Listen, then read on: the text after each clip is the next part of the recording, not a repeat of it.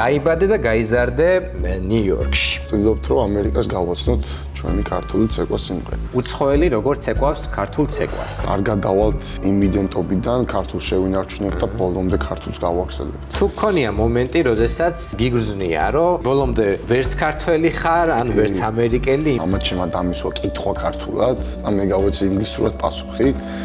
და მეორე დღეს მოკიდა პირველი მოშიქელი და წაგი თურქეთის airline-ით აღმოჩნდი საქართველოში და ორ წელი გავატარე საქართველოში.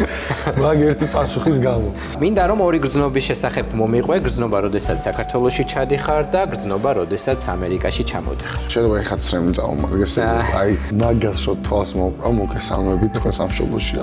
აი დაიოდი შუანდელი. რამდენად კრიზისები გაქვს ხოლმე ფანტაზიაში. ვცეკვავთ მეტროპოლიტენ ოპერაში, ალბათ პირველად ქართული ცეკვით. ესენი სულ გაფუჭდნენ, წავიდნენ ხელიდან. მიზანს რომ მიაღწიო, ცოტა გიჟი უნდა იყო. ანუ ყველა დოლი არა. ყველა დოლი არა. ცეკვა თუ აკეთილშობილებს, აი შრომა აკეთილშობილებსო გაგვიგია. ნაძირალა ადამიანს თუ შეუძლია რომ იყოს ქართული ცეკვების მოცეკვავე. ბოლომდე ვცდილობ რომ ვიცხოვრო. აი რობოტები არ ვიყოთ. მაგას არ მოველოდებოდი. ვაუ, ეს კითხებს. ყველაზე მოულოდნელ კითხვებზე.